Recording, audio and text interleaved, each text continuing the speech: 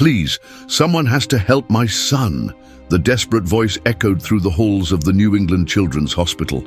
Ethan Hayes, owner of the Hayes Pharmacy Group, ran towards the reception desk, carrying a baby in his arms. His dark suit was rumpled, his hair disheveled, and his eyes were red with exhaustion. "He hasn't stopped crying for 3 days. No doctor can figure out what's wrong." The baby wouldn't stop crying in his father's arms. Ethan rocked the child, tried to soothe him, but nothing worked. Right then, he didn't look like the powerful millionaire from the papers. He was just a father, broken by despair. "Mr. Hayes, Dr. Mendoza already saw you this morning," the receptionist said, trying to keep her composure. "He said the baby is physically fine." "Well, my son won't sleep. He's not feeding right. He won't stop crying." Ethan held Leo tightly, as if he might lose him at any moment. "My wife, Eleanor, died a week ago in childbirth. I can't lose my son, too." Across the hall, Chloe Miller stopped mopping the floor. At 27, she knew every corner of that hospital. She'd been working there as a cleaner for over 10 years, ever since she was orphaned at 15. She was raised by Sam Miller, the kind-hearted porter who had worked at the hospital for over 30 years and became a father to her when she needed it most. Chloe felt her heart ache at the sight. She knew the pain of loss all too well. Without a second thought, she dropped her bucket and rag and approached him. "Excuse me, sir," she said softly. Ethan turned, surprised. "Yes? Can I try to help with the baby?" The businessman looked her up and down, a cleaning lady offering to help with his son. Any other time he would have refused instantly, but he was so exhausted that any glimmer of hope was welcome. "Do you know anything about babies?" "I know about pain," Chloe answered simply, "and this little one is in pain." Ethan hesitated, then held the baby out to her. "Leo. His name is Leo." Chloe carefully took the boy into her arms. Leo was small, so fragile, his little face red from crying. She nestled him against her chest and began to softly hum a song that Sam used to sing to her when she was a child. "Sleep now, my sweet boy. The moon's in the sky. Mommy is near you, and Daddy is nigh." Miraculously, the crying began to subside. Leo opened his little eyes, looked at Chloe, and slowly began to calm down. In less than 5 minutes, he was sleeping peacefully in her arms. Ethan was dumbfounded. How did you do that?" "I don't really know," Chloe whispered, rocking the baby. "I think he just needed to feel that someone truly cares." Ethan couldn't believe it. 3 days of doctors, nurses, medicine, and nothing. A cleaning lady shows up, and Leo stops crying in 5 minutes. "What's your name?" "Chloe Miller, sir." "Chloe, I need you." Ethan pulled his wallet from his pocket, desperate. "I need you to come work at my house, taking care of Leo." "Me? But sir, I just clean floors." "You're the only one who's been able to calm my son," Ethan interrupted. "I'll pay whatever it takes. Leo needs you." Chloe looked at the baby, sleeping peacefully in her arms. Then she looked at Ethan's desperate eyes. He was no longer the millionaire from the papers. He was just a father who didn't want to lose his son. I accept." "Really?" Ethan sighed in relief. "You can start today." He jotted down the address on a piece of paper. "This is my home. Chloe, please. Leo is all I have left." After Ethan left, carrying Leo in his arms, Chloe stood there, staring at the paper. Sam Miller came up beside her. "I saw everything, honey. You have such a good heart." "Dad, he was so desperate." "And that baby—" I know," Sam put his hand on her shoulder, "but listen to me carefully. Guard your heart, Chloe. Guys like him don't marry the help. You're going to do your job. You're going to take good care of the child, but you can't fool yourself." Chloe nodded, but inside, her heart was already racing. There was something about that desperate man and that helpless baby that moved her in a way she couldn't explain. 2 weeks later, Chloe had already settled into the Hayes townhouse in Beacon Hill. The move was quick. She had very few belongings. The house was bigger than anything she had ever seen. Enormous gardens, a swimming pool, rooms larger than her entire old house.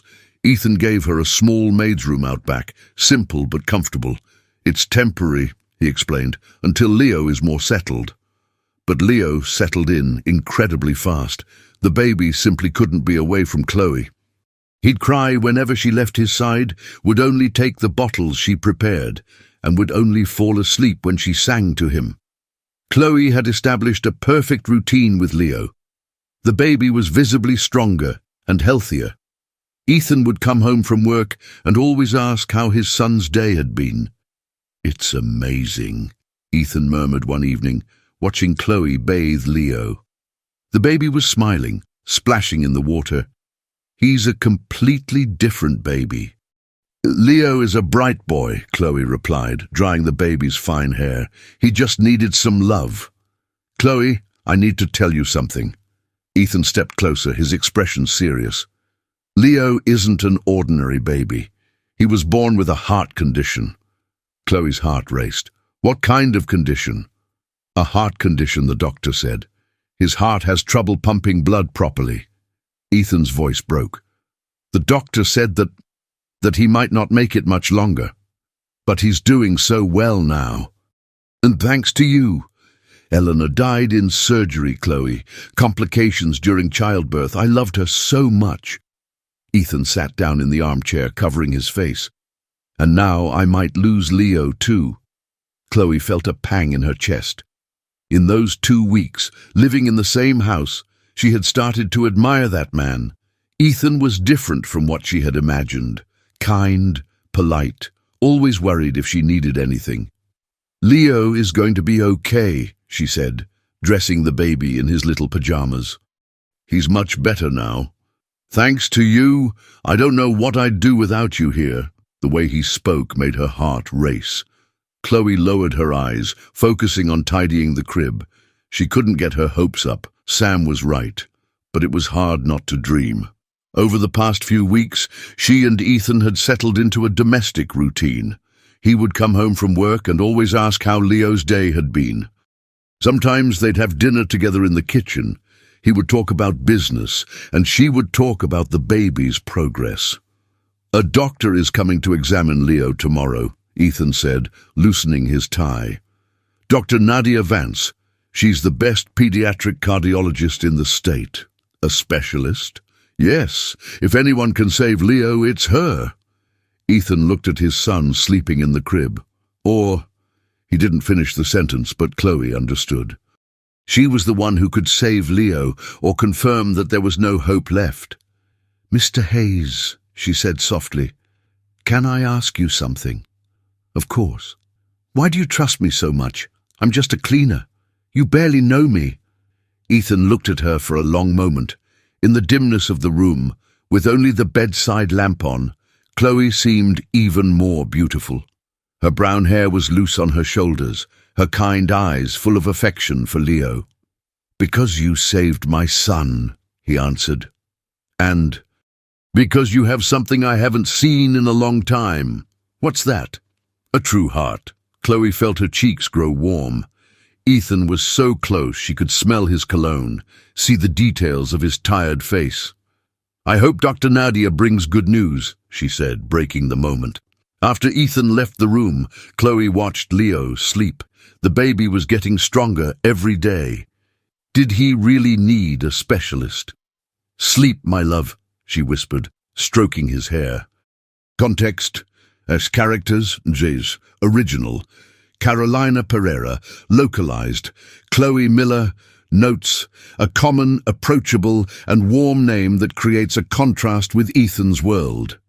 Miller is a very common last name, reinforcing her humble origins. Docências, original. Doutora Nadia Falcão, localized. Doutor Nadia Vance, notes, a sophisticated name and a last name that sounds ambitious and a bit cold, fitting for the antagonist. Dadi, original. Doutora Mercedes, localized. Dr. Evelyn Reed, Notes, a name that conveys professionalism and confidence, suitable for the doctor who helps unmask the villain. Original, Fernando Falcón, localized. Dr. Ferdinand Vance. Notes, maintains the family connection with the antagonist with a name that sounds formal and imposing. Locations. Expressions. Original. Rico não casa com pobre. We're localized. Guys like him don't marry the help. Badass, currency. Original. Real, localized. US dollar. Exchange rate. 0. 19. Notes. The conversion to the US dollar adjusts the scale of wealth and economic disparity between the characters for the US context, where millionaire carries significant weight. Text. The word slipped out before she realized it.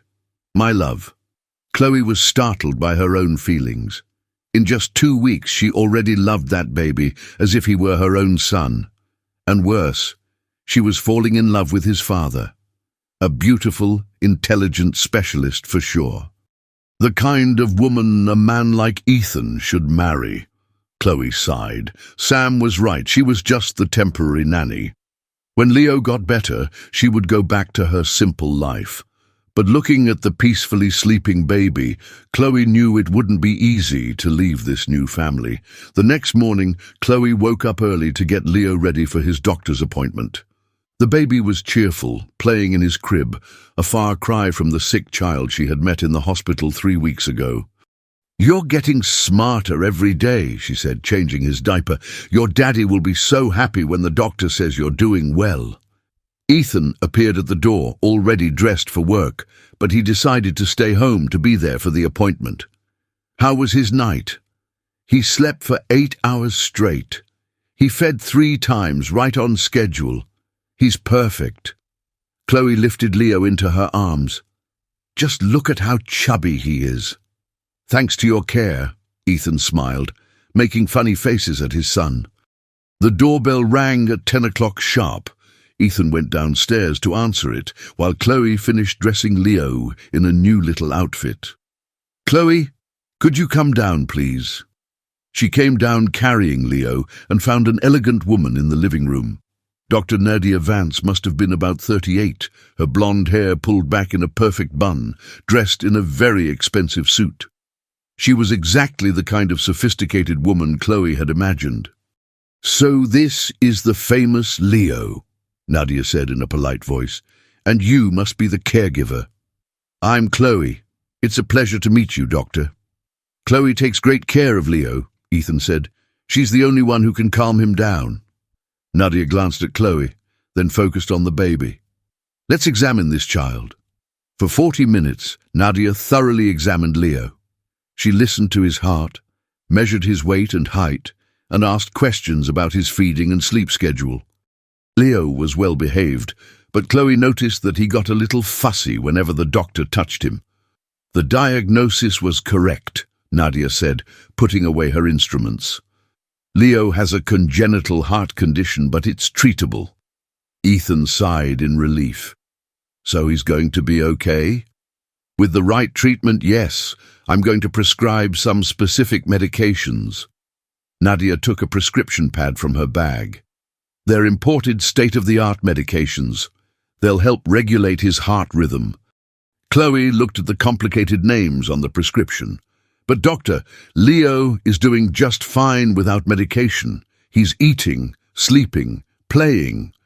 "I understand your concern," Nadia said with a smile that didn't reach her eyes. "But appearances can be deceiving.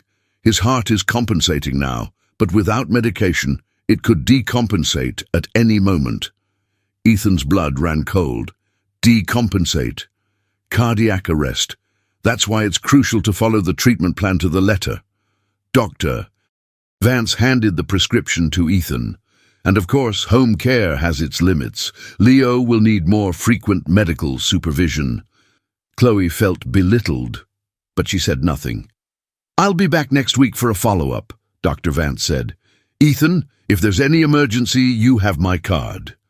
After Dr. Vance left, Chloe stared at the medication bottles that Ethan had bought at the pharmacy. "Are you worried?" he asked. "It's just, Leo was doing so well without medication." "Chloe, she's the best doctor in the state. If she says Leo needs treatment, then he needs it." Ethan placed a hand on her shoulder.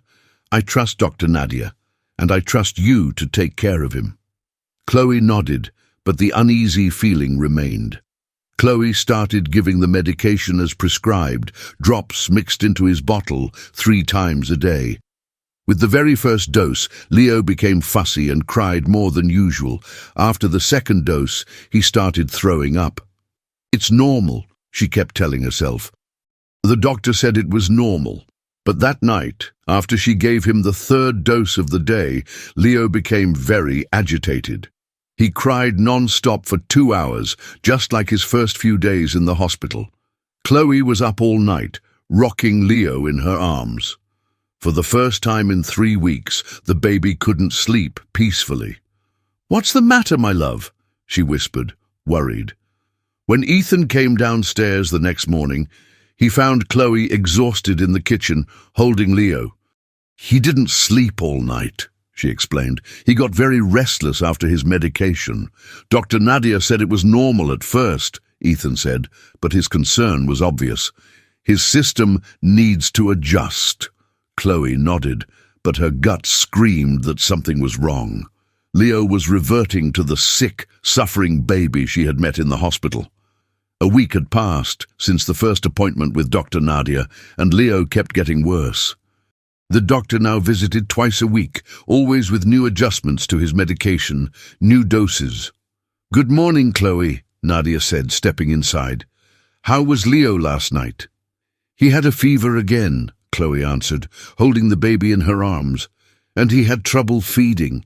"The heart condition is progressing," Nadia said, taking Leo to examine him. The baby started crying immediately. "I'll need to adjust the dosage."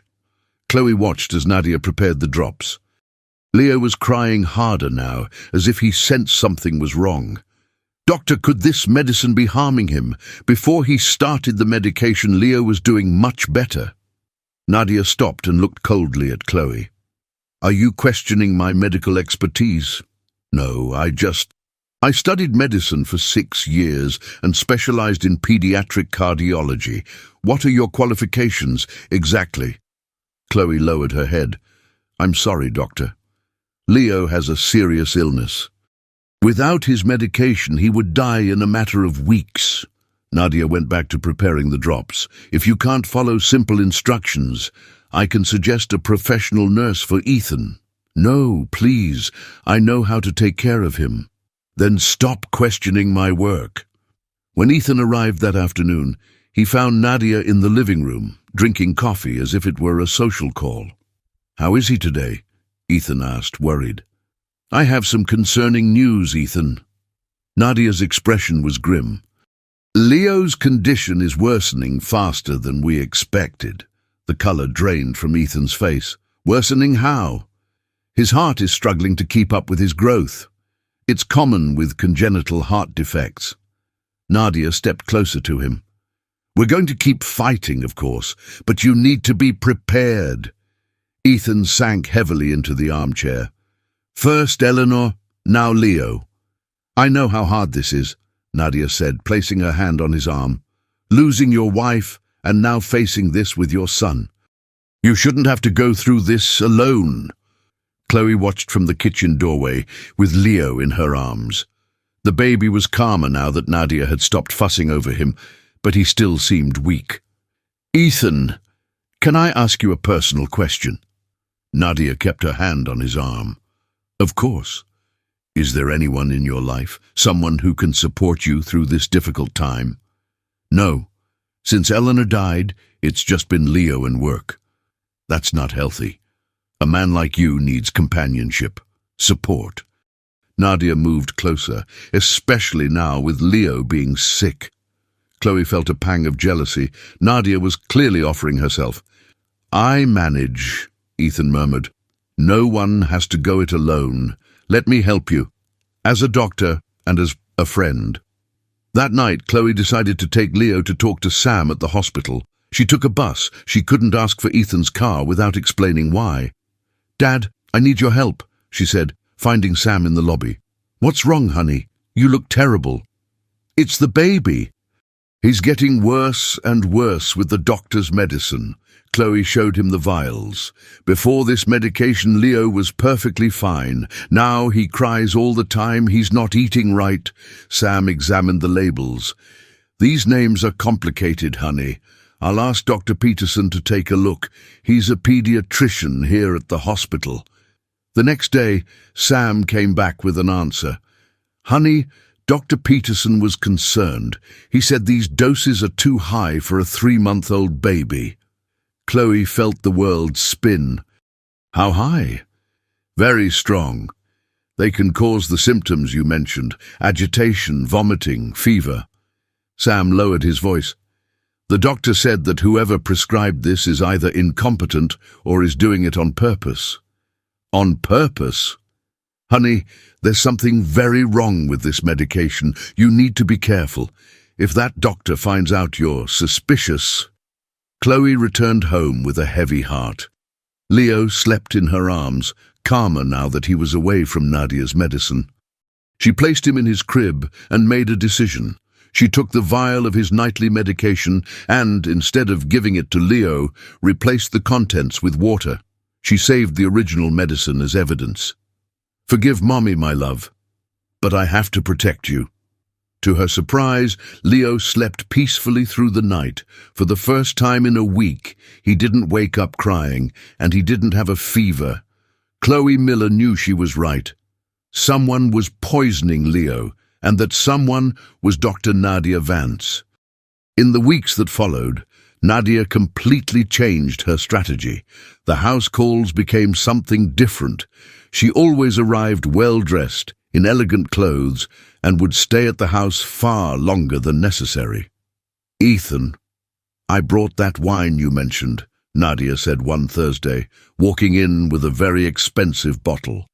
"I thought we could have dinner together after I examined Leo." Chloe watched from the kitchen as she made the bottle.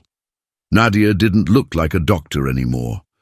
She looked like a woman trying to win over a man. "That's kind of you, Nadia," Ethan replied, "but I don't want to take up your time." "Impose? You're going through a difficult time. It's only natural to need support."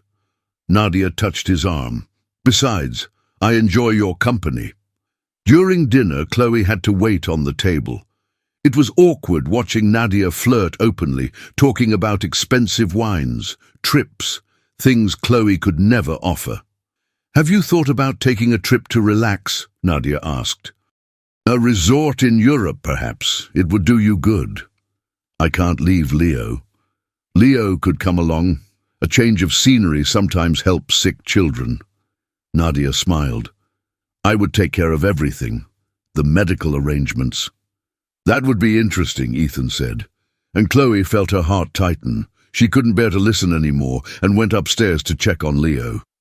The baby had been doing much better for the past few weeks, ever since she'd started replacing some of his medication with water. She managed a delicate balance. She'd give him some doses so Nadia wouldn't get suspicious, but she threw away the most concentrated ones. "Your mummy is doing everything she can to protect you," she whispered to Leo, "but it's getting harder." It was true.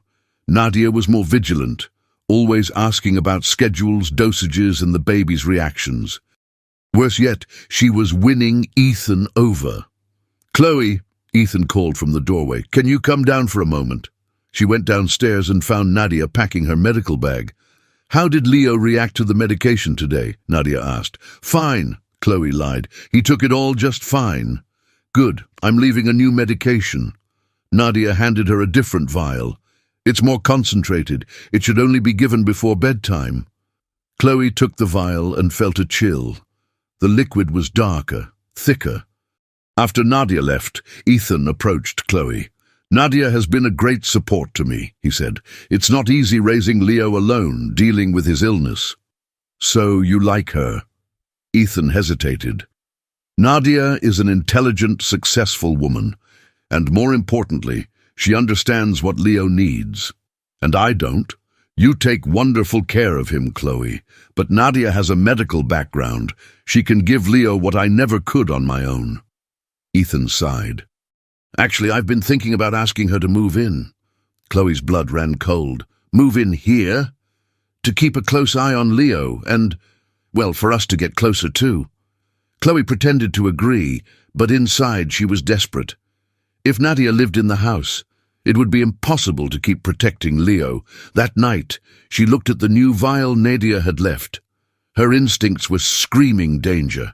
Without hesitation, she poured the contents down the toilet and filled the vial with water. Forgive Mommy, Leo, but I won't let anyone hurt you. The next morning, Nadia arrived early. How did Leo react to the new medication? Was her first question. He slept through the night, Chloe answered honestly. Perfect. And I have some news. Nadia smiled triumphantly. Ethan has invited me to move in. Chloe felt the floor drop out from under her. Move in here? Yes, to keep a close eye on Leo, and of course to be closer to Ethan. Nadia looked her in the eye. I think we're going to work very well together. As Nadia went upstairs to talk to Ethan, Chloe stayed in the kitchen, her heart pounding. She knew time was running out. Soon, Nadia would be living in the house, controlling everything. She had to do something. She had to prove that Nadia was poisoning Leo. But how could a housekeeper prove anything against a respected doctor? Ethan, we need to talk about our future, she heard Nadia's voice say. About us. Leo will need stability when he recovers. Chloe closed her eyes. Nadia was talking as if Leo would recover, but she was doing everything in her power to ensure he wouldn't survive, and Ethan was completely blind to the doctor's manipulation. Soon, Nadia would be the mistress of that house, and Leo... Chloe couldn't bear to think about what would happen to Leo if Nadia got what she wanted. A week after Nadia moved in, Chloe could no longer pretend everything was normal. Leo was clearly worse. The baby who used to smile and play now spent his days listless, barely nursing, his cries weak. Dad, I need to talk to you, Chloe said, finding Sam at the entrance of the New England Children's Hospital. It was Thursday night, and she had managed to leave the townhouse by saying she was going to buy diapers. What's that look for, honey? Is something wrong? Chloe showed him one of the medication bottles she had kept in her purse. It's about Leo. He's getting worse and worse with this medicine from Dr. Nadia. Sam took the bottle and examined the label. Digoxin. These names are so complicated. Before the doctor came along, Leo was doing great. He was eating well, sleeping through the night, playing. Chloe sat down in the doorman's chair. Now he can barely stay awake. And the doctor... What does she say? That it's normal. That his heart is getting worse. Chloe shook her head. But I feel like something is very wrong, Dad. Sam grew thoughtful. He'd known Chloe her whole life and knew she wouldn't make something like this up. Listen, I'm going to talk to a doctor here at the hospital, without mentioning where the medicine came from, just to see if this dose is right. You do that? Of course, if something's wrong, we need to find out. On Friday morning, Sam called Chloe. Honey, I spoke with Dr. Evelyn Reed. She looked at the medicine and she's concerned. Chloe felt her stomach turn. Concerned how? She said this dose is way too high for a 3-month-old baby. It could be dangerous. Dangerous how? It can cause an irregular heartbeat. The baby could get very drowsy. Sam paused. Honey, the doctor said something that sent a chill down my spine. What? If he stays on this dose, the baby could have serious heart problems. Chloe felt like the world had stopped. So she's hurting Leo on purpose? I don't know, honey. It could be a medical error, it could be ignorance. Sam hesitated. Or it could be worse. What do I do now?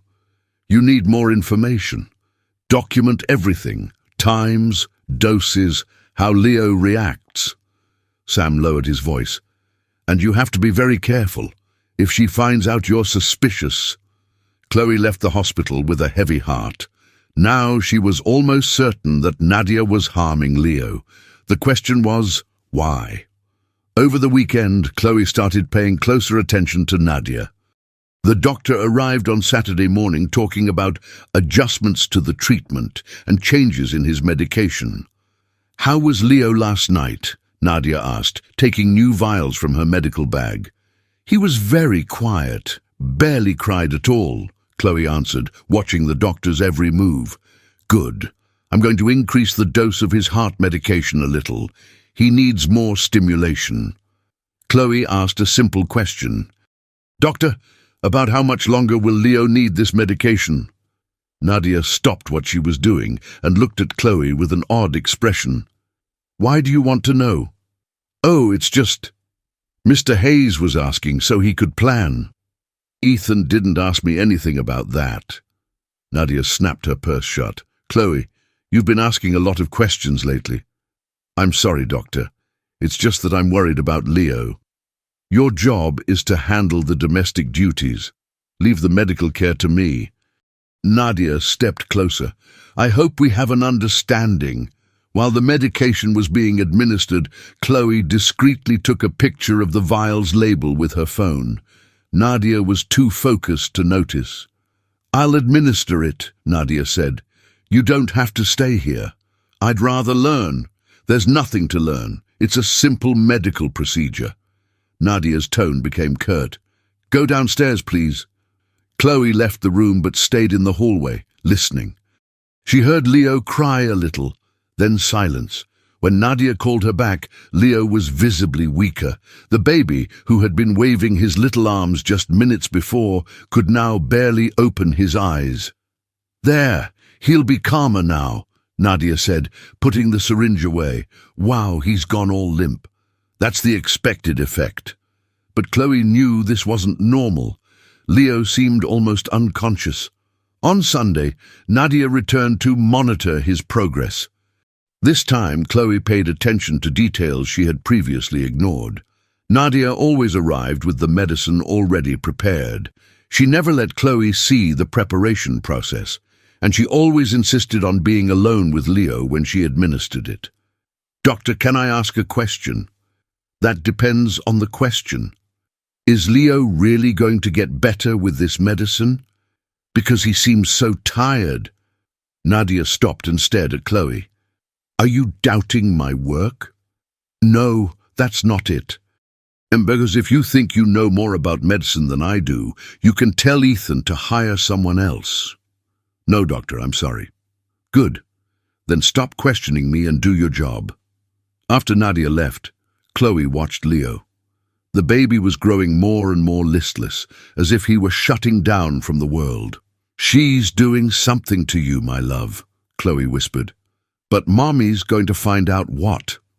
On Monday, Nadia arrived earlier than usual. Chloe was in the kitchen feeding Leo a bottle when she heard the doorbell. "Good morning, Chloe. Where's Ethan?" Nadia asked, letting herself in. "He's already left for work. You're early today." "I have surgery at the hospital later, so I decided to come now." Nadia went straight up to Leo's room. "I brought a new medication." Chloe followed her, carrying Leo. The doctor pulled a different vial from her bag, one with a darker liquid. "What medicine is that?" "It's a cardiac stimulant. It will give Leo's heart more strength." Something about the way Nadia spoke made Chloe suspicious. The doctor seemed nervous, rushed. "I'm going to administer it now," Nadia said, preparing a syringe. "Shouldn't we wait for Mr. Hayes?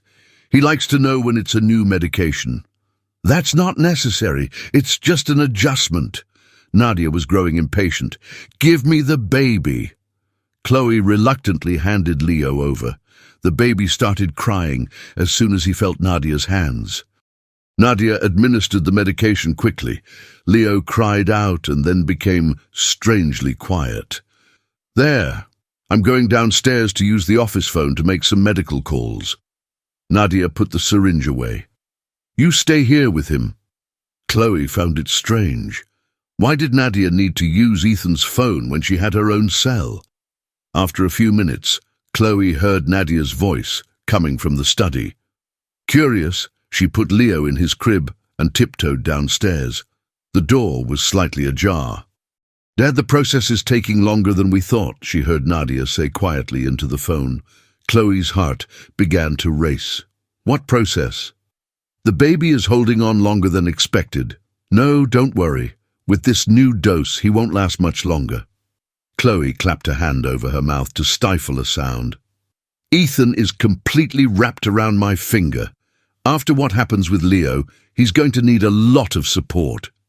Nadia paused. "Of course, I'll take care of everything. I'm his doctor.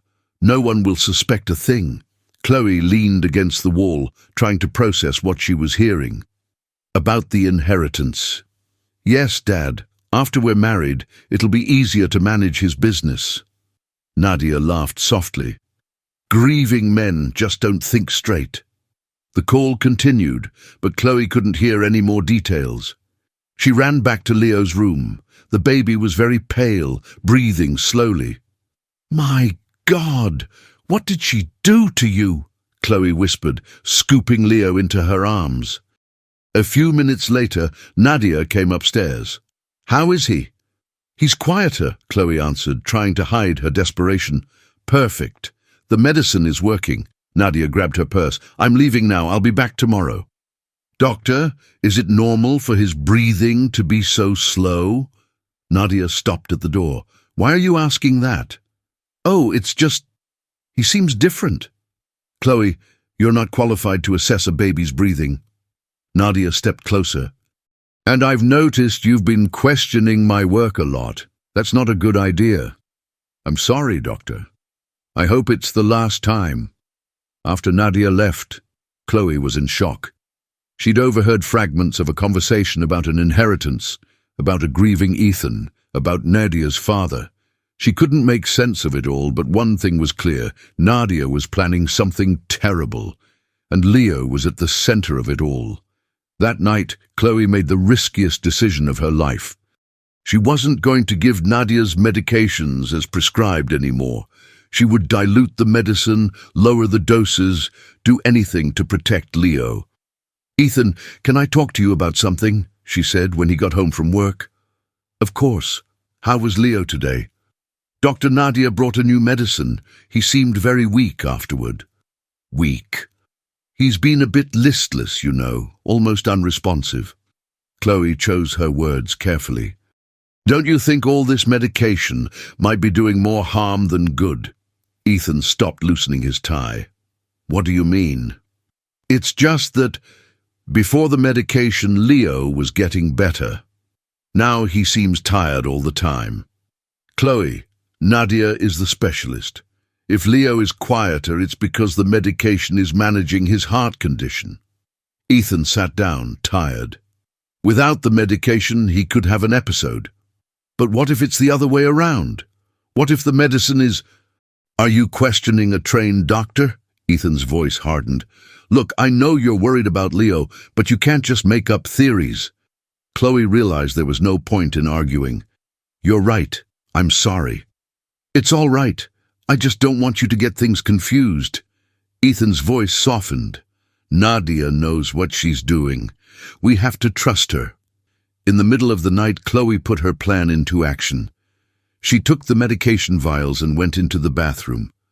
Instead of throwing it all out, she diluted each medicine with water, half the original dose, half water. "If she notices, I'll just say the vial was already like this," she muttered to herself. The next morning, when she gave Leo the medication, he responded better. He wasn't as listless as he had been on the previous days. During the day, Chloe noticed a subtle difference. Leo was more alert, followed objects with his eyes, and even cracked a smile when she made a funny face. The next day, she continued with the dilution. Leo fed better and stayed awake for longer. When Nadia arrived on Wednesday, Chloe was nervous. What if the doctor noticed that Leo was better? "How has he been?" Nadia asked, picking Leo up to examine him. "Well, he slept through the night," Nadia frowned. "He's more responsive today." She looked suspiciously at Chloe. "Did you give him all his medications? Exactly as prescribed?" "Yes, doctor. All of them. Right on schedule. Nadia examined Leo more closely. The baby was clearly stronger. That's odd. With the dosage I prescribed, he should be more sedated. Nadia eyed Chloe with suspicion. Are you sure you gave him the medicine? I'm positive. Do you want me to show you the bottles? I do. Chloe brought the diluted vials, feigning nonchalance. Nadia examined each one, swirling the liquid inside. It all seems to be in order. But suspicion lingered in her eyes. I'll have to adjust the dosage. Leo is reacting differently than expected. Nadia prepared a larger dose of the new medication. Chloe watched with a heavy heart. This one is more concentrated. It will regulate his heart better. When Nadia administered the medication, Leo cried out and struggled, as if he knew it was bad for him. He really doesn't like shots, Chloe said. That's normal. After the shot, Leo was visibly weaker again. Chloe knew she couldn't keep up the charade for much longer. Nadia was suspicious and increasing the doses. She needed a better plan, and she needed it fast. On Friday, Chloe noticed that Nadia was more upbeat than usual. She arrived with a different kind of smile and seemed eager to speak with Ethan. Chloe, where's Ethan? She asked, walking into the house. He's in his office working. Perfect. I'll go talk to him about the wedding plans. Chloe's stomach turned. The wedding was really happening. Oh, doctor, before I forget, Mr. Hayes asked if you've decided if you're bringing any family to the ceremony. Yes, my father is coming, Dr. Ferdinand Vance. He's a doctor too. Nadia smiled. It'll be good to have another doctor around, especially with Leo being sick. Another doctor in the family. Chloe didn't like the sound of that at all. When's the wedding again? Next Friday, exactly 1 week. Nadia went upstairs. I'm going to talk to Ethan about the final details. Chloe stayed in the kitchen trying to overhear their conversation. She managed to catch a few snippets. A simple ceremony at City Hall, just with a few close friends. It was Ethan's voice. Perfect. My father is looking forward to getting to know you better. Nadia laughed. He's always wanted a businessman for a son-in-law. And Leo? How will he be next week? Ethan. Nadia's voice grew serious. I have to be honest. Leo isn't responding to the treatment as we'd hoped. Silence. What does that mean? It means these next few weeks are critical. He might recover, but he also might... Nadia trailed off. Might what? He might not make it. His heart is very weak. Chloe heard Ethan sigh heavily. That's why it's so important that we get married soon, Nadia continued. Leo needs family stability, and you need support. You're right. I don't know what I'd do without you. And you won't have to find out. I'll always take care of you both. An hour later, Nadia came downstairs and said goodbye to Chloe. Starting Monday, I'll be coming every day. Leo needs intensive care until the wedding. Every day? Yes. It's a critical week for him. Nadia looked directly into Chloe's eyes. And for all of us. After Nadia left, Ethan called Chloe into his office. Chloe, I want to talk about next week. Yes, sir. Nadia will be coming every day to take care of Leo. I need you to cooperate with whatever she asks. Of course. And after the wedding, she'll move in here. It'll be easier to keep up with Leo's treatment. Ethan looked happier. Finally, I'll have a whole family again. Chloe forced a smile. How nice for you, sir. Nadia will be a wonderful mother to Leo and a perfect wife for me. Chloe nodded, but inside she was desperate. In 1 week, Nadia would be Ethan's wife. She would have total control over Leo, and with her doctor father as an ally, it would be impossible to question any of her decisions. You seem very happy, Chloe said. I am. After so much suffering, it feels like life is giving me a second chance. Chloe left the office with a heavy heart. Ethan was beaming, planning a future with the woman who was killing his son.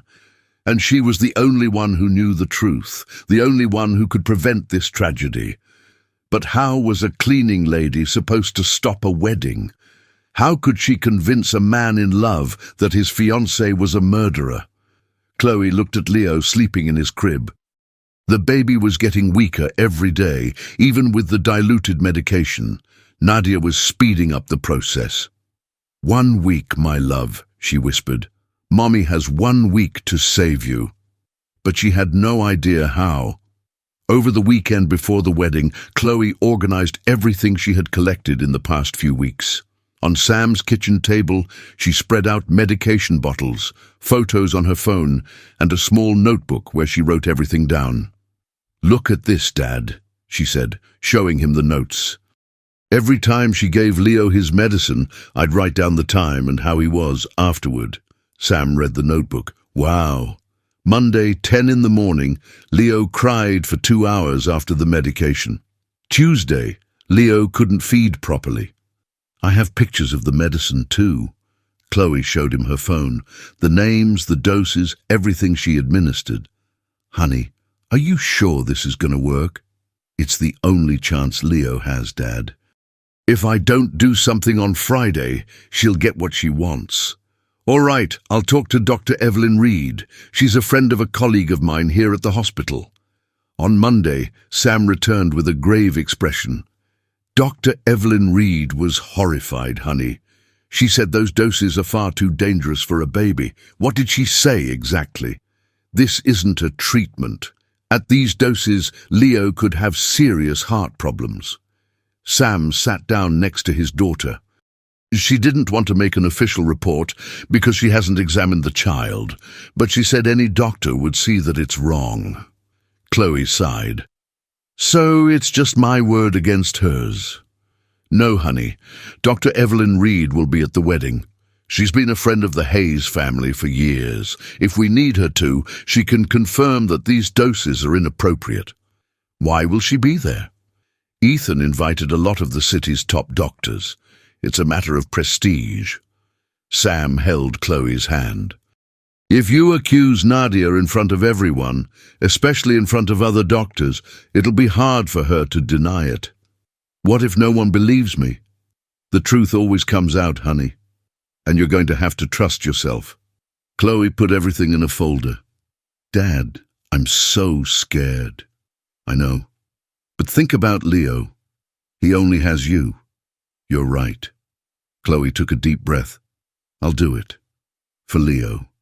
And I'll be nearby too. I'll be able to get into Boston City Hall with the public. There are always onlookers at these important ceremonies. Throughout the week, Chloe watched Nadia more closely. The doctor was confident, but also more careful. She brought the medications already prepared, never letting Chloe see the process. After Friday, everything's going to change, Nadia said during one of her visits. Leo will have professional medical care around the clock. That's good, Chloe forced out. And you, have you thought about what you'll do when Leo doesn't need a nanny anymore? The threat was clear. Not yet. You should start thinking about it. Things change. On Thursday night, Chloe barely slept. Leo was visibly worse, even without his full medication. Nadia was increasing the doses, forcing the issue. Tomorrow's the day, my love, she whispered to Leo. Mommy's going to put an end to all of this. On Friday morning, Chloe noticed that something was different. Nadia arrived very early, but without her usual medical bag. Good morning, Chloe. The big day is here, she said, seeming more relaxed than usual. Good morning, doctor. Aren't you giving Leo his medicine today? There's no need. I gave him a dose yesterday that will last all day. Nadia smiled. I want him to be nice and calm throughout the entire ceremony. Context, characters, original, Carolina Pereira, localized, Chloe Miller, notes. A common, approachable, and warm name that creates a contrast with Ethan's world. Miller is a very common last name, reinforcing her humble origins. Dosisins, original, Doutora Nadia Falcão, localized. Doutor Nadia Vance, notes. A sophisticated name and a last name that sounds ambitious and a bit cold, fitting for the antagonist. Dadi, original. Doutora Mercedes, localized. Dr. Evelyn Reed, notes. A name that conveys professionalism and confidence, fitting for the doctor who helps unmask the villain. Today, original. Fernando Falcão, localized. Dr. Ferdinand Vance, notes. Maintains the family connection with the antagonist, with a name that sounds formal and imposing. Locations.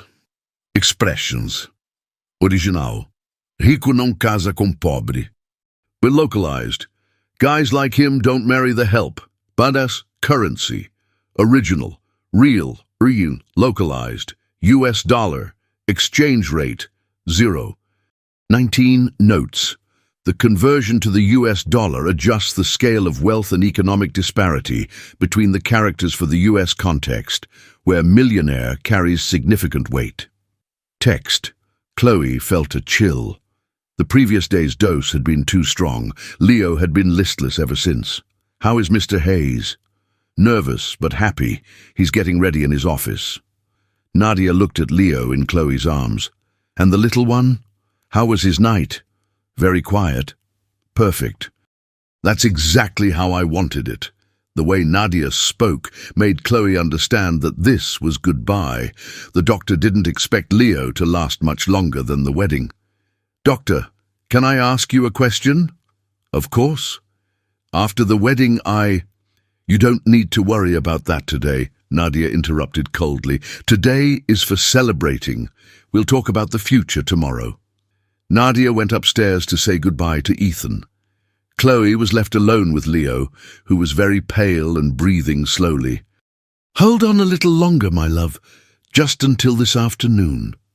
At 2 o'clock, Chloe put on the best dress she owned and grabbed the folder with the evidence. Leo was so weak that he barely reacted when she picked him up. Let's put an end to this, she murmured, leaving the house. Boston City Hall was completely transformed. Flowers, elegant decorations, music. Chloe positioned herself at the back of the hall, trying to go unnoticed. Sam Miller managed to get in and gave her a discreet wave. A few feet away, a middle-aged woman was watching everything intently. That had to be Dr. Evelyn Reed. The guests were arriving in expensive cars. Business leaders, politicians, famous doctors. Exactly the crowd Chloe Miller needed to be taken seriously. At 2:30, Ethan Hayes arrived with his groomsman. He looked elegant, but Chloe Miller saw the sadness in his eyes, probably thinking of his first wife. Poor guy, she thought.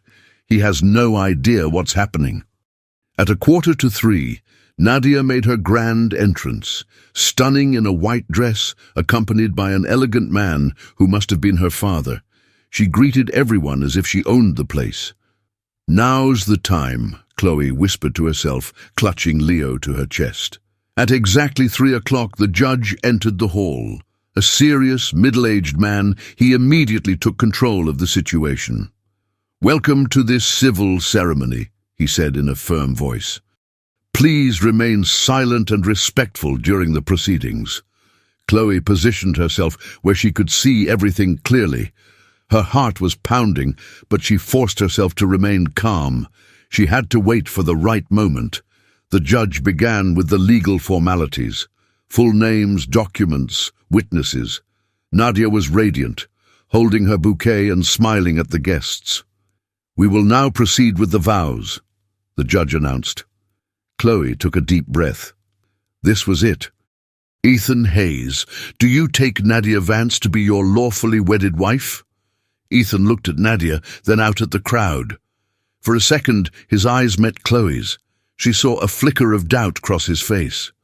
I do, Ethan said, but his voice wasn't as firm as expected. Nadia Vance, do you take Ethan Hayes to be your lawfully wedded husband? Nadia looked directly at Chloe before answering, as if celebrating a victory. I do, she said, triumphant. Now we will proceed with the signing of the official register. Chloe's heart pounded. It was now or never. The judge opened the register and picked up a pen. "Mr. Hayes, please." Ethan approached the table. He took the pen. Seconds until the tragedy was complete. Chloe looked down at Leo in her arms. The baby was barely responsive, his breathing shallow. If she didn't act now, she would lose her chance to save him forever. "Wait!" Chloe screamed, her voice echoing across the hall. Every head turned toward her. The judge stopped, his hand frozen in mid-air. Nadia went pale. "They can't get married. She's killing his son." The silence was absolute. Then the room erupted into chaos. "Who is that woman?" someone shouted. "Get her out of here!" another yelled. "Order!" the judge roared, banging his gavel. "Ma'am, explain yourself at once." Chloe stepped forward, holding Leo in the folder. "I'm Chloe Miller, Leo's caregiver. And this woman isn't a doctor, she's a murderer."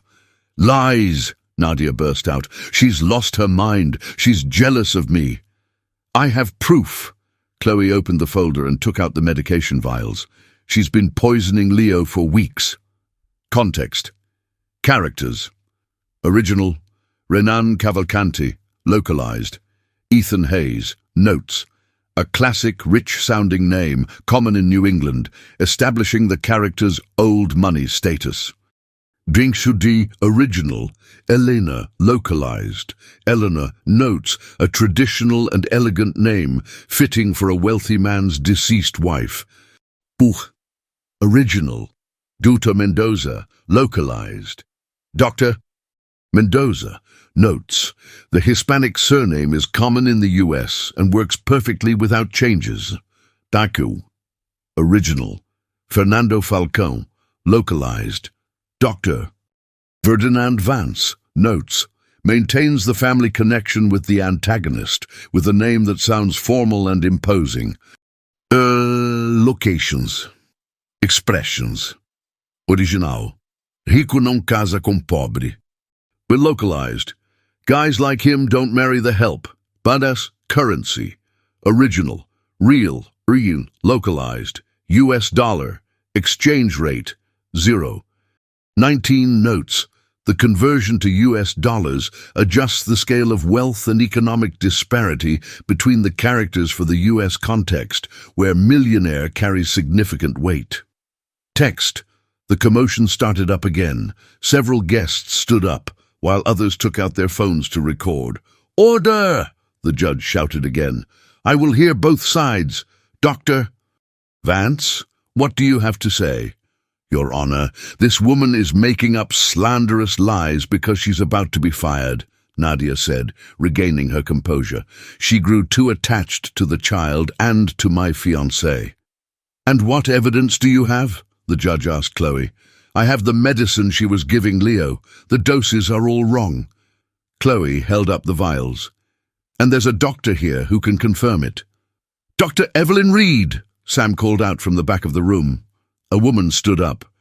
"I'm a pediatrician. I've known the Hayes family for years." She came forward. "May I examine these medications?" Nadia tried to intervene. "She has no authority to—" "I'll allow it," Ethan said, speaking for the first time. "I want to know the truth." Dr. Evelyn Reed examined the vials, visibly alarmed. "These doses are excessive for a baby, dangerously excessive." "This proves nothing," Nadia said, but her voice trembled. "It could be a pharmacy error. Then why does Leo only get worse when he takes his medicine?" Chloe asked. "Why does he get better when I don't give it to him?" "You weren't giving him the medication." Nadia lost her composure for a second. "How dare you disobey my medical orders?" The statement was like a confession. Several guests murmured among themselves. "Nadia," Ethan said, walking slowly toward her. "Look at Leo. Just look at him." Everyone looked at the baby in Chloe's arms. Leo was pale, almost unresponsive, clearly sick. "He's always been sick," Nadia tried. "The heart condition." "He didn't have a severe heart condition," Dr. Evelyn Reed interrupted. "I followed his case when he was born. It was a mild, manageable condition." Nadia realized she was being cornered. "You don't understand. I love Ethan. You love his money," Chloe said firmly. I heard you on the phone, talking about the inheritance, about stealing everything from him after Leo died." "Lies!" Nadia shouted, but her desperation was visible. "Then will you let other doctors examine Leo now?" Dr. Reed challenged. "Will you agree to a blood test to see what substances are in his system?" Nadia fell silent, cornered. Ethan approached Chloe and looked at his son. "My God, what did she do to you?" "She was slowly killing him," Chloe said softly. "I tried to protect him, but—" "You saved my son," Ethan said, tears in his eyes. "You saved our family." The police arrived minutes later, called by someone in the crowd. Nadia was taken in for questioning, denying everything to the very end. But the evidence spoke for itself, and Leo, in Chloe's arms, was alive to tell the tale. At the hospital, 3 hours after the wedding that never happened, Leo was finally receiving proper medical care. The tests confirmed what Chloe had always known: an excess of digoxin in his blood, signs of drug poisoning. "A few more days, and it would have been irreversible," the doctor told Ethan. "That woman saved your son." Chloe was sitting beside the hospital crib, watching Leo on an IV. The baby was already looking more alert, the color returning to his little face. "How did you know?" Ethan asked, sitting down beside her. "A mother's instinct," Chloe answered simply. "Leo was fine with me, but he'd get sick with her. You didn't have to be a doctor to see it. But that was incredibly brave of you. To accuse a respected doctor in front of all those people, it wasn't courage, it was desperation." Chloe touched Leo's little hand. "I love this boy like he's my own son. I couldn't let her hurt him." Ethan was silent for a few minutes, processing everything. "Chloe, can I ask you a question?"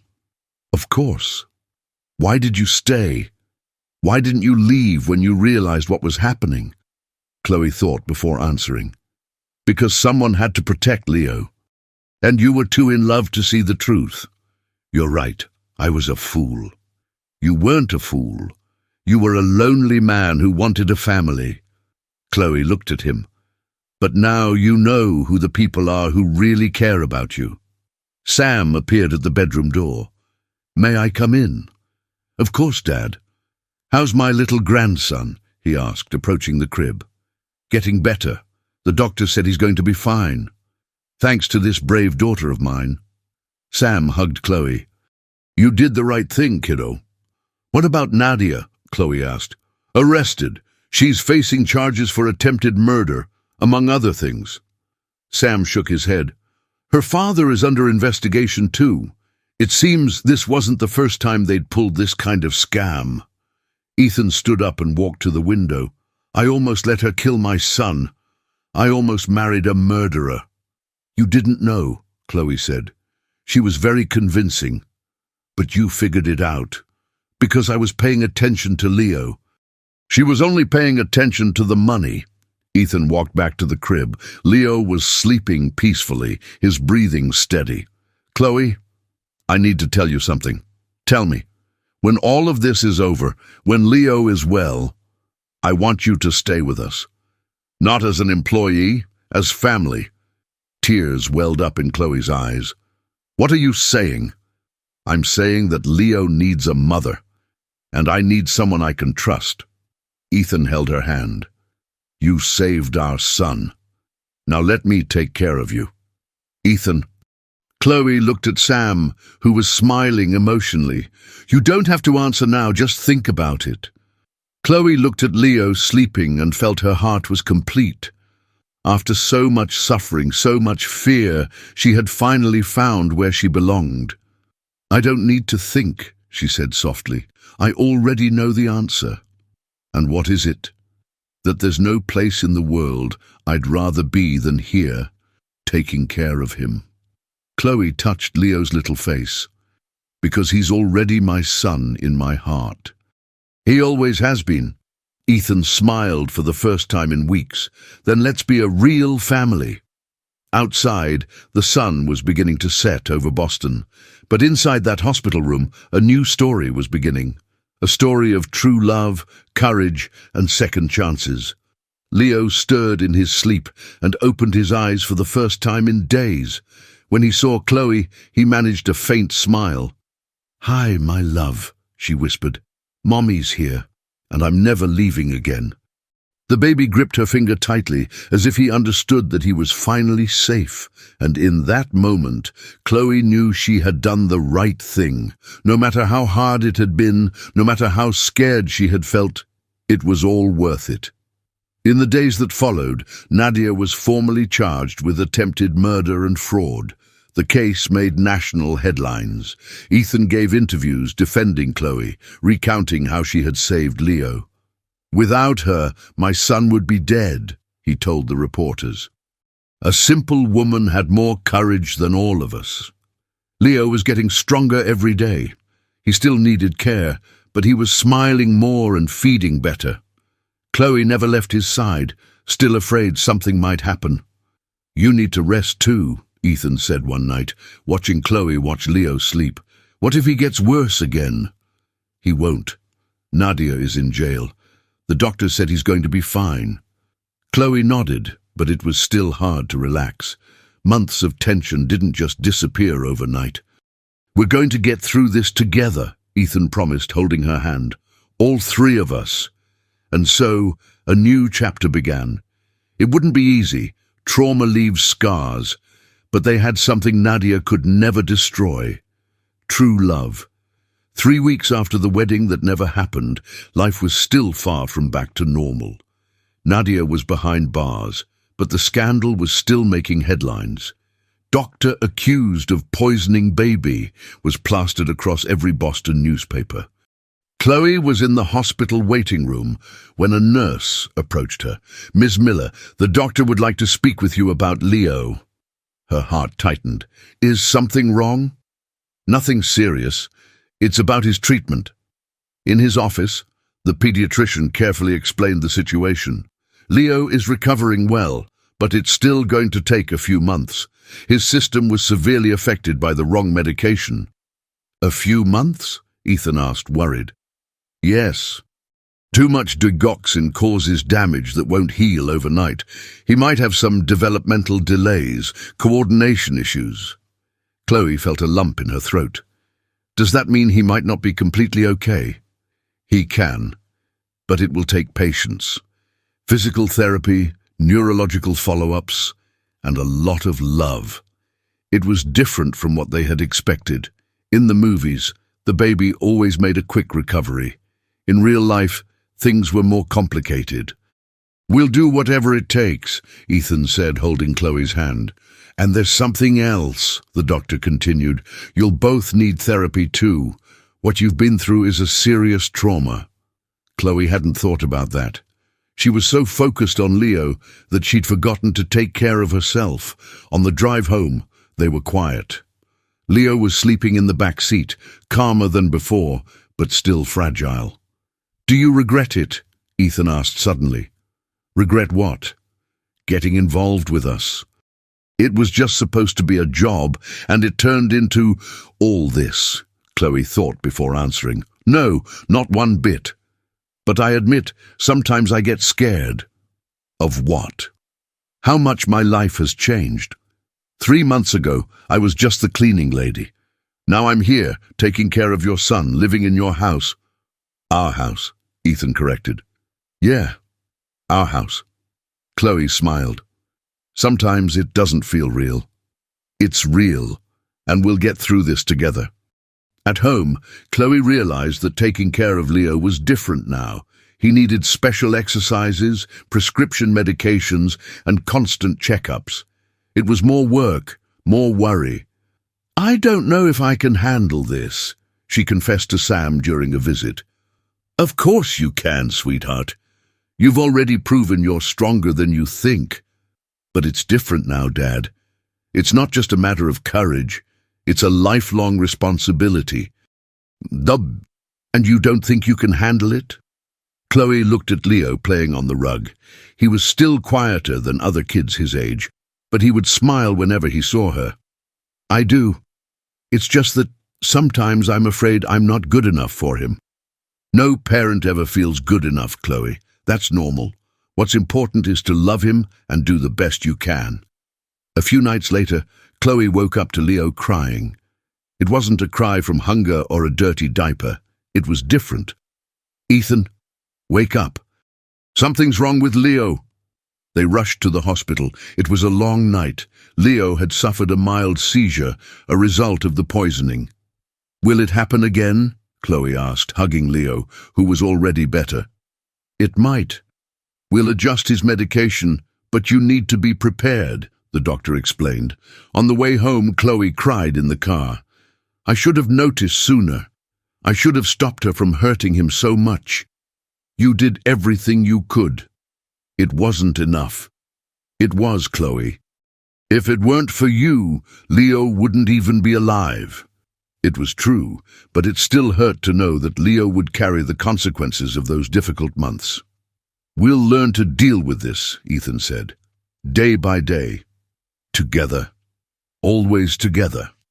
2 months after Nadia's arrest, they had settled into a new routine. Leo, now almost 6 months old, was more alert, but his development was slower than normal. "He's not sitting up on his own yet," Chloe observed during an appointment. "That's to be expected. We'll start physical therapy twice a week," the therapist explained. Chloe learned special exercises to do with Leo. Ethan would help when he got home from work. It was tiring, but it was rewarding to see every little bit of progress. "Look at that!" Chloe exclaimed one afternoon. "Leo held the rattle all by himself." Ethan smiled. "See, he's getting better." Things between them were evolving naturally. Chloe still called him Mr. Hayes, sometimes out of habit, but she was growing more comfortable each day. "Chloe, can I ask you something a little personal?" "Of course." "Are you happy here, truly?" She stopped folding Leo's clothes and thought for a moment. "Yes, I am. Not in the way I imagined, but I am." "Different how?" "I used to think happiness meant not having problems. But now I know it means having people you love to face them with." "And you? Do you love me?" The question caught Chloe by surprise. They hadn't spoken about their feelings directly yet. "I do," she answered simply. "And you?" So much that it scares me sometimes." "Scared of what?" "Of messing everything up, of not being the man you deserve." Chloe dropped the clothes and moved closer to him. "You're a good man, Ethan, a good father, and you're learning to be a good partner too." "Partner?" "Yeah, because we're building this together, right? It's not you giving orders and me just obeying. It's a partnership." Ethan smiled. "I like that word, partners." That week, Chloe received an unexpected visitor. It was Dr. Evelyn Reed. "I came to see how you're doing." "Better, slowly but getting better." "And you, Chloe, how are you holding up with all this?" "A little lost sometimes. It's a lot of responsibility." "That's normal. Anyone would feel that way." The doctor sat down in the room. "Actually, I came here for another reason too." "What is it?" "I want to invite you to join a support group at the hospital for people who have been through traumatic situations." Chloe was surprised. "Me? But I'm not a victim." "Of course you are. You were threatened. You spent months under pressure. You had to make difficult decisions. That takes a toll. I'm not sure I need it. Give it some thought. Sometimes talking to people who've been through similar things helps you process everything." I see. After the doctor left, Chloe talked to Ethan about the suggestion. "I think it would be good for you," he said. "Why?"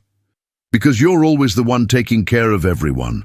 It's time someone took care of you too." Chloe decided to give it a try.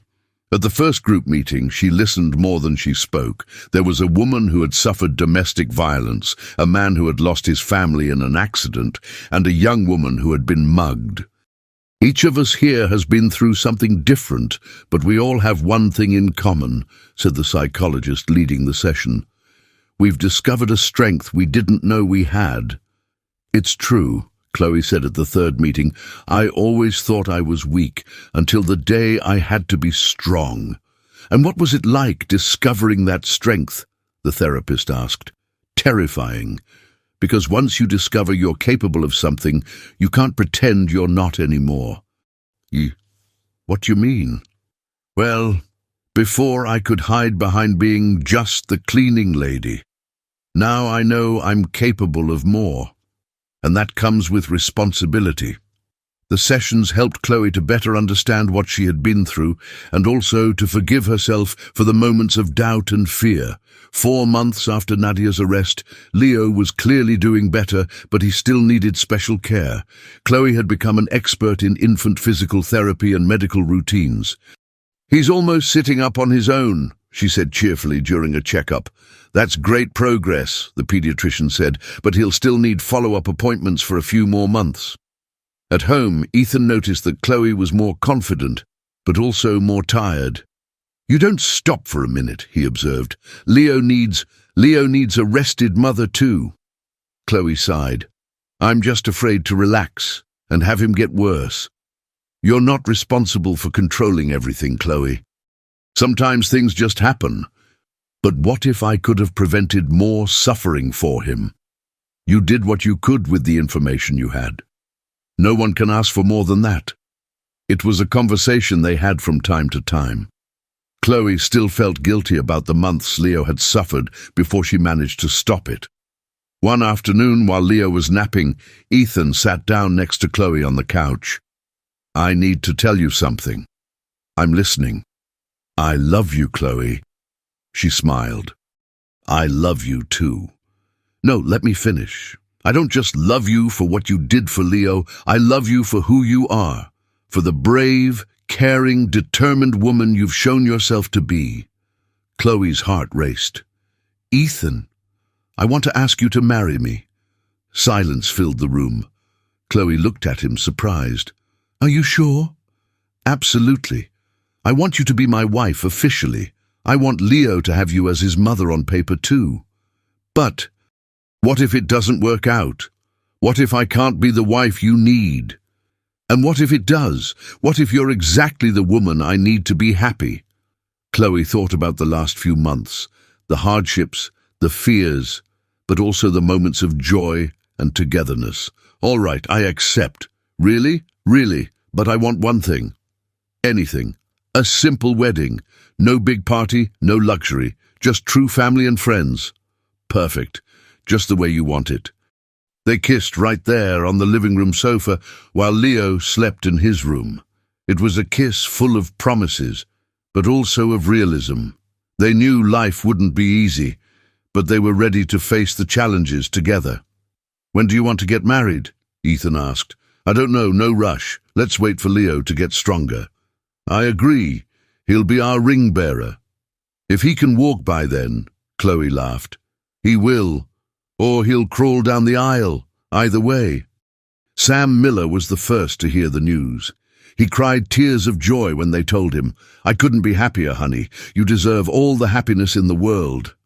"Dad, sometimes I still can't believe this is all real." "Oh, it's real, and you've earned it. You fought for this family. Now you get to enjoy it." Dr. Evelyn Reed was also happy to hear the news, but she offered some practical advice. "Have you two thought about the legal side of things? Leo's adoption, division of assets, that sort of thing?" Chloe hadn't thought about that. "Is it necessary?" "It's important, especially to protect Leo and you too." Ethan agreed. "We'll take care of everything. Leo will officially be your son, Chloe." The idea of legally having Leo as her son moved Chloe more than the marriage itself. "My son," she murmured that night, watching Leo sleep. "He'll be my son on paper too." Leo stirred in his sleep and smiled as if he had heard. 6 months after Nadia's arrest, they started planning the wedding. Leo was clearly doing better. He was sitting up on his own, babbling different sounds and interacting more. "He's almost talking," Chloe observed during breakfast. "Mama," Leo said clearly, looking at her. "He said it! Ethan, he said Mama!" "First official word," Ethan smiled. "Of course it would be Mama." Leo smiled, proud of himself, as if he knew he'd done something special. The wedding preparations were simple. A small church downtown, 20 guests at most, followed by lunch at Sam's house. "Are you sure you don't want something bigger?" Ethan asked. "I'm sure. A wedding isn't about impressing other people. It's about celebrating love with the people who matter." "And who matters to you?" "You, Leo, my dad, a few friends from the hospital. Anything more than that is a crowd." Chloe chose a simple dress from a shop downtown. Ethan would wear a new suit. He didn't want any reminders of the incident with Nadia. A week before the wedding, Leo had another mild seizure. Nothing serious, but it was enough to scare Chloe. "What if he's not well on the wedding day?" she worried at the hospital. "Then we'll postpone it," Ethan said simply. "You do that." "Of course. Leo is the priority. A wedding is just a piece of paper. Family is what matters." His answer reassured Chloe. She could see that Ethan truly understood what it meant to be a father. "You know, you've changed a lot these past few months," she said. "How so?" "At first, you were just the rich boss. Now you're a partner, a real father. You taught me how to be better. We taught each other. I've changed too." It was true. Chloe was no longer the timid housekeeper who quietly accepted everything. She had opinions, stood up for what she believed in, and made decisions. "We've grown together," Ethan concluded. The night before the wedding, Chloe had a serious talk with Leo. He was in her lap, playing with her hair. "Tomorrow, you're going to have an official family, my love. Daddy and Mommy are going to sign some boring papers, but the important thing is that we'll be a family forever." Leo looked at her seriously, as if he understood the importance of the moment. "Mama," he said clearly. "That's right. I'm your mama, and I always will be." Leo smiled and rested his little head on her shoulder. It was his way of saying he approved. That night, Chloe could barely sleep. Not from nerves, but from excitement. The next day, she would make official what her heart had known for months. She, Ethan, and Leo were a family born from pain but raised in love, a family that faced challenges but never gave up, a real family, with real problems, but also with real love. It was everything she had ever wanted. The wedding day dawned sunny in Boston, and Chloe woke up happy. Leo had slept through the night without any issues. A good sign. "Good morning, family," Ethan said, entering the room with Leo in his arms. "Good morning. How is he?" "Great." He woke up smiling. Chloe took Leo and kissed his cheek. "Ready for the big day?" "Dada," Leo babbled, trying out a new word. "He's trying to say daddy," Ethan laughed. The morning flew by. Chloe got ready at Sam's house, with help from 2 friends from her support group. The simple dress made her look beautiful without being extravagant. "You look beautiful, honey," Sam said, his voice thick with emotion. "Your mother would be so proud." "Dad, don't make me cry already." "It's okay to cry. These are happy tears." The small church was decorated with flowers from Sam's garden. 20 people, true family and friends. Leo was in Dr. Evelyn Reed's lap, trying to grab her bow tie. When Chloe walked in on Sam's arm, Ethan felt his heart race. She was beautiful, but more than that, she was radiant with happiness. Leo saw Chloe and shouted, "Mama!" loudly, making the whole church laugh. "Even Leo is happy," the priest said, smiling. The ceremony was simple and beautiful, sincere vows, realistic promises. When they exchanged rings, Leo tried to grab hers. "He wants to be a part of it too," Chloe laughed. "Of course," said Ethan. "This is a family wedding." When the priest declared them husband and wife, Leo clapped his little hands, as if in approval. The guests applauded emotionally. "Now we're an official family," Ethan whispered, kissing Chloe. "We already were. Now it's just on paper." An important piece of paper. Lunch was in Sam's backyard, with homemade food and a lot of love. Leo dozed off in Chloe's lap during the toast. "To the newlyweds," Sam said, raising his glass. who learned that family isn't about perfection, it's about love and persistence. Cheers, everyone replied. When they returned home late in the afternoon, Chloe felt whole for the first time in her life. "How do you feel, Mrs. Hayes?" Ethan asked. "I feel at home," she replied, looking around the house that was now officially hers too. Leo woke up from his nap and crawled over to them. He wasn't walking yet, but he was almost there. "Dada, Mama," he said, as if calling out to them both. "He's talking to his family," Ethan smiled. That night, after putting Leo to bed, Chloe and Ethan talked about the future. "What now?" she asked. "Now we get to live, one day at a time, taking care of Leo, working, building our life together. And what if problems come up? We'll face them together, like we always have." Chloe looked out the bedroom window. Boston glittered below, full of life and possibilities. "You know what moves me the most about all this?" "What?" "That we don't have a fairy tale ending. We have a real-life beginning." "What do you mean?" "In fairy tales, after the wedding comes, and they lived happily ever after. In real life, after the wedding comes Monday, bills to pay, Leo to take care of, work, problems. And that moves you?" "A lot. Because it means it's real. That we're going to have a real life, with good days and bad, but always together." Ethan hugged her tight. "A real life is so much better than a fairy tale." "It is." 3 months after the wedding, Leo took his first steps. Chloe and Ethan were in the living room when he stood up on his own and took 4 steps toward them. "You did it!" Chloe cried out, scooping him up. It was a small victory for most people, but a huge one for them. Leo's every milestone was proof that love and persistence truly made a difference. 6 months later, Chloe started working part-time at the hospital, helping in the nursery. Leo came with her sometimes. Other times, he stayed with a babysitter. "I'm proud of you," Ethan said one evening. "Why?" "For having the courage to start over, to build your own life, not just live mine." "Our life," Chloe corrected, "and I wouldn't have the courage if I didn't know I had your support." A year after the wedding, Leo was already walking and saying simple words. He still had some developmental delays, but he was a happy and healthy child. "Mama, Dada, Grandpa," he said, pointing to each of them during lunch at Sam's house. "He knows who his family is," the old man smiled. "The family we chose," said Chloe. "The best kind of family," Ethan agreed. That afternoon, while Leo was playing in the garden and Sam was sleeping on the porch, Chloe and Ethan talked about the future. "Sometimes I still can't believe we've come this far," she said. "Believe it. You're the one who made it happen.